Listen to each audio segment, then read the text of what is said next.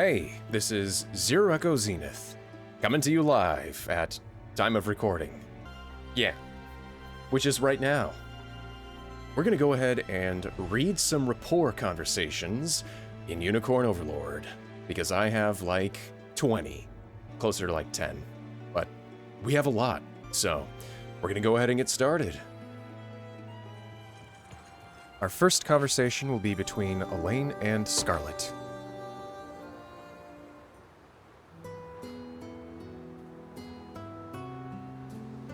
Do you remember this place, Elaine? How could I not? Lex and I used to waste hours in these woods, fashioning fallen branches into makeshift swords. And eating nuts from the trees until your stomach hurt, don't forget. Yes, it's a rather embarrassing memory. Oh hey, what are you guys doing out here? I could ask you the same thing, Lex. Oh, you know, just figured I'd see how the island's been doing since we left. That old altar's the same as always, by the way. You used to get so mad at us for playing back there, Scarlet. That was actually more of a you problem, Lex, and only because you kept trying to climb on the statue. Guess so, yeah. Well, I better get going. Stomach's been killing me for some reason.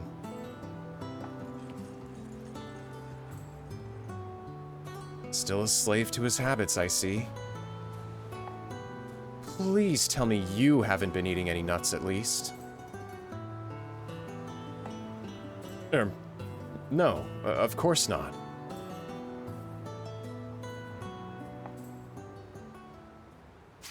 He's lying. He's lying. That's fine. Next up is Elaine and Lex.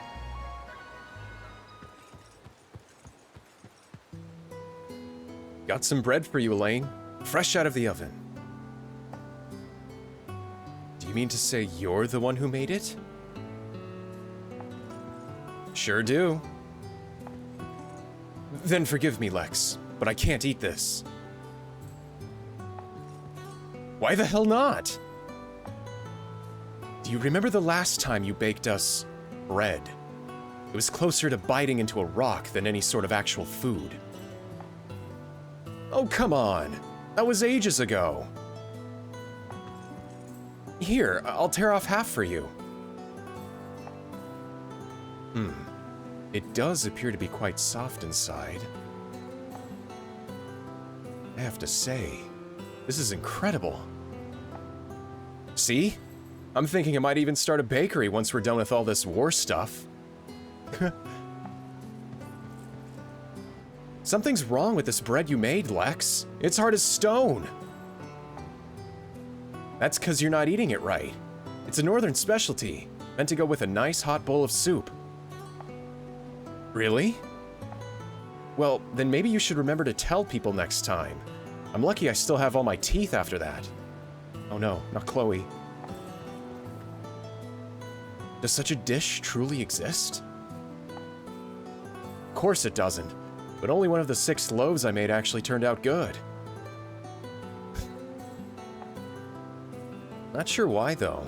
I was using the same dough and everything. Perhaps you should hold off on that bakery for now, Lex. I'm getting honors for this, too. We now turn to Elaine and Bernice.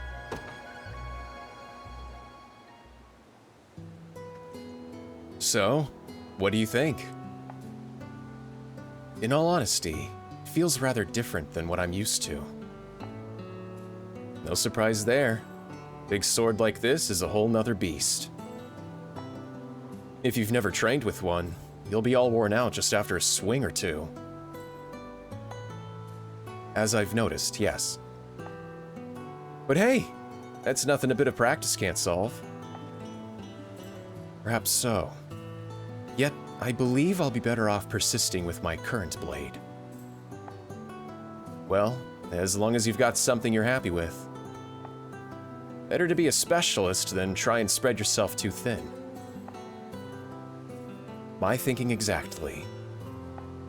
Though, at times, I've wondered if I should learn a variety of weapons to adapt to any situation we might come across. It's no small thing being that versatile. But if you're a real expert, you don't need to adapt. You overcome.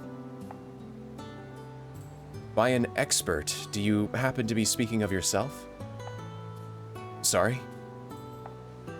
Clive has noted your talent for that very phenomenon, Berenice. The confidence with which you cut down mounted opponents, despite your inherent difficulties against them.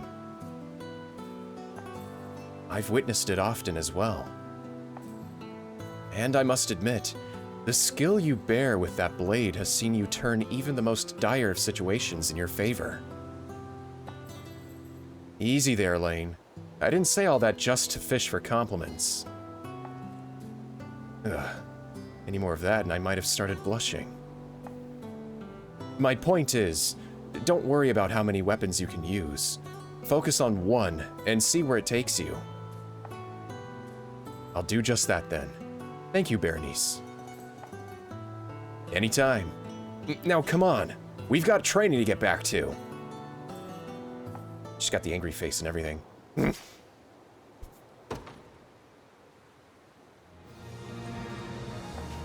Next we have Adel and Clive.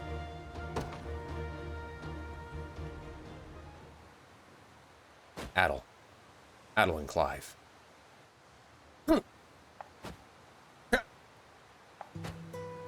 You know, Adel, training like this delivers my mind straight to our days coming through the Order. I was just thinking the same thing. I'm amazed we even survived it. Flashback within a flashback, or within a conversation. Pastor Clive! Even the slowest foot soldier could dodge such languid thrusts. Understood, sir. Yeah. And you're lacking accuracy, Adel. Speed means nothing if you can't even land a simple blow. Thank you, sir. That's enough for now. Convene with the infantry for joint maneuvers. Move! Strict though he might have been, the captain bore great kindness as well. Do you remember the days Zenoira invaded our province? He sent us to the rear guard and took to the front line himself to lead the charge. I was furious, sick of being treated like a damned child who could barely hold a spear. But I realize now it wasn't a lack of confidence that motivated the command. He was protecting us. Indeed. The captain entrusted us with the future of our order, and the future of Fevrith. 'Tis the only reason we stand here today. Difficult as it was at the time, we owe him our lives. So many have lost friends and family to this war, losses which must be avenged. And strength is the only way we'll see it happen. I couldn't agree more. We must further hone our spears, as the captain said, and do proud those who keep faith in us, His Highness most of all. Come, Clive. We've got training to do. Yeah. Stab the spear. Thrust it forward. It's Adel, not Adel. I keep misremembering. It's fine. Adel. Next is Bruno and Travis.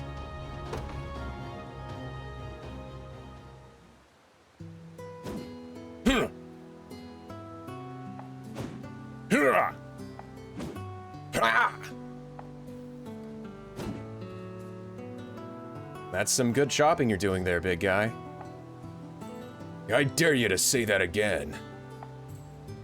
If you're here to make fun of me, you can go straight to hell. Easy, easy. I'm just checking in on you. I know how much you hate this kind of busy work, so... I do. But at least it keeps my axe arm moving. I'll take that kind of training any day. Heh. You got something to say to me? No, nothing. Look, I brought this on myself, so you won't hear me complaining if that's what you're after. Not sure what you mean, but I'll tell you this much. Never change, Bruno. Though, if you're gonna sneak food from the stores, you might try not to get caught next time. Damn it, Travis! I knew you were only here to make fun of me! He has to eat. People need to eat, you know? Hey, I'd go for a pizza right now, anyway. Anyways. Kitra and... oh, that's a lot. Next is Kitra and Fran.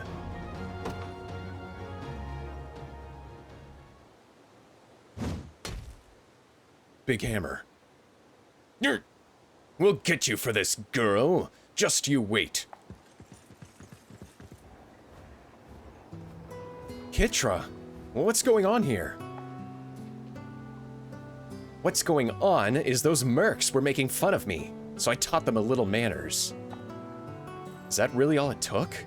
You can't resort to violence over every bad word said about you. Think how you'll make us look, or yourself for that matter. You're the daughter of a lord, remember?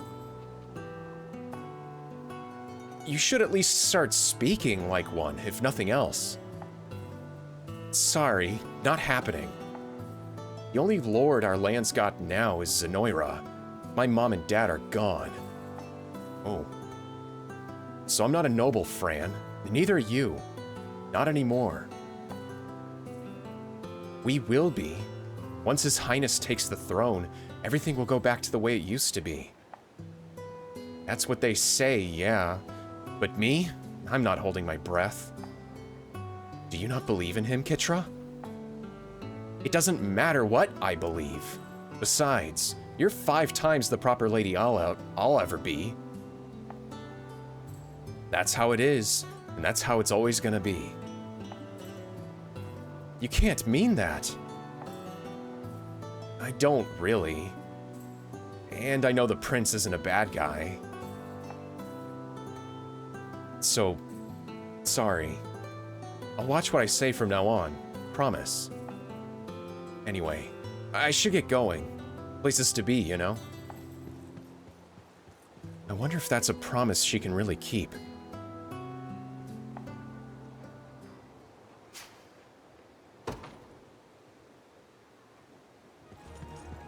And right next door we have Fran and Miriam.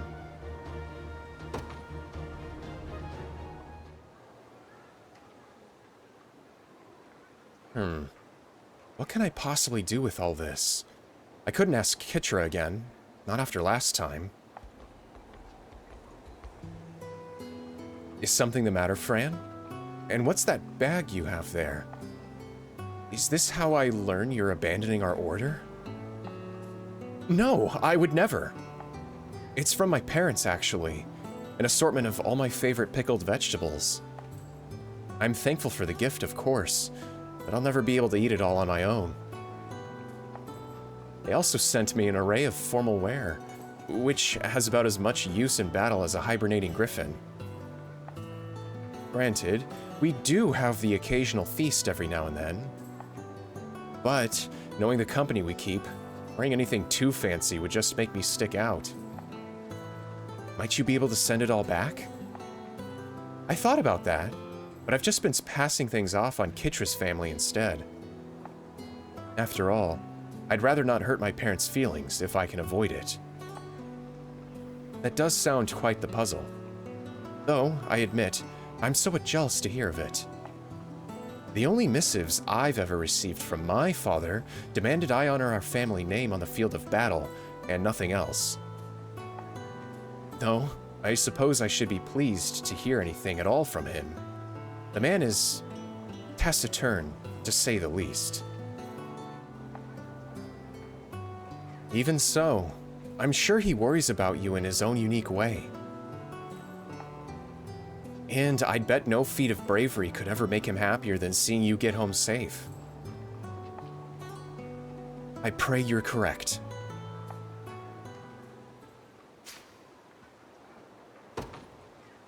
Cool. Next is Berenice and Clive.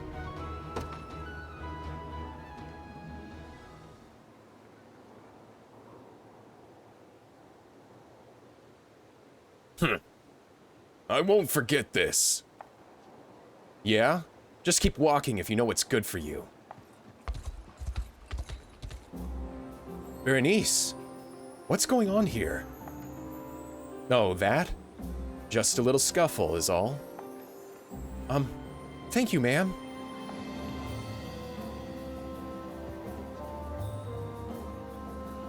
Ah, I believe I understand now.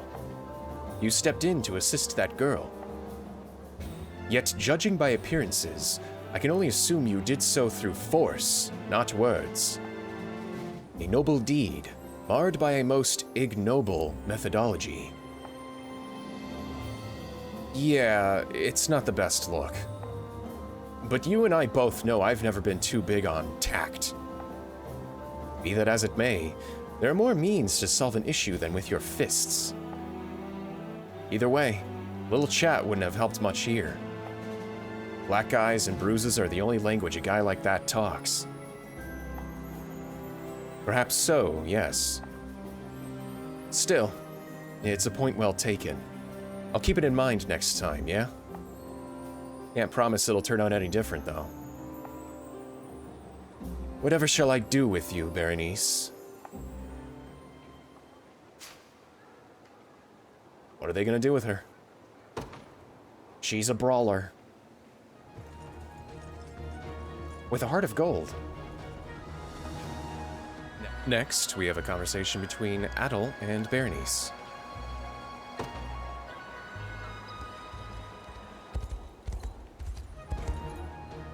Hold a moment. Is that you, Berenice? Ah, it is. We've not seen each other since you left the Order. Got booted from it, you mean? Guess this means you ride for the Liberation now? It does. The time felt right, now that my province is rid of its cruel lord.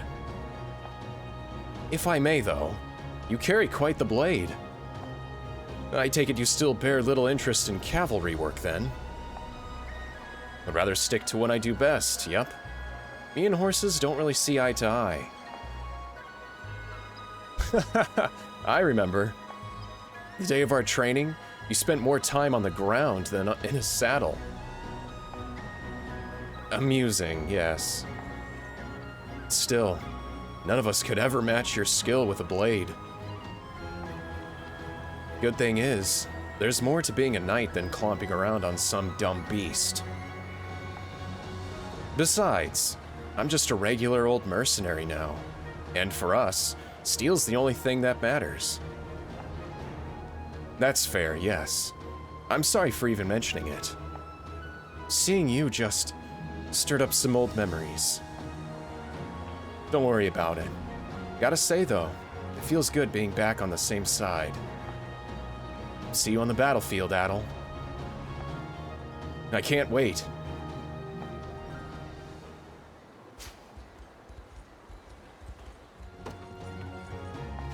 And finally, a conversation between Chloe and Lex.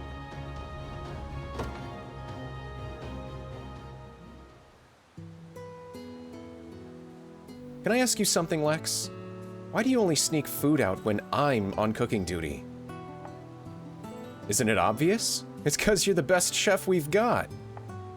And we never have enough for seconds, so this is my one shot at getting a few extra bites in. Well, maybe we would have enough if someone wasn't stealing rations before we even sat at the table. Oh, never thought about it like that. Still, I can't blame you for being hungry. You work harder than just about anyone in the army. And while I'm glad you think I'm a good cook... Hold on, is that blushing I see? I really do mean it, though. I don't know what we'd do without you. You didn't let me finish. What I was going to say is, all the flattery in the world doesn't excuse theft. Listen, I'm sorry, all right? How about this? I'll set the table before dinner from now on, and I'll help you clean up after, too. And in return, you look the other way while I sneak a couple early bites. Fine. But the second you forget to help, the deal's over. Works for me. So good. That's far more than a couple bites. Sorry.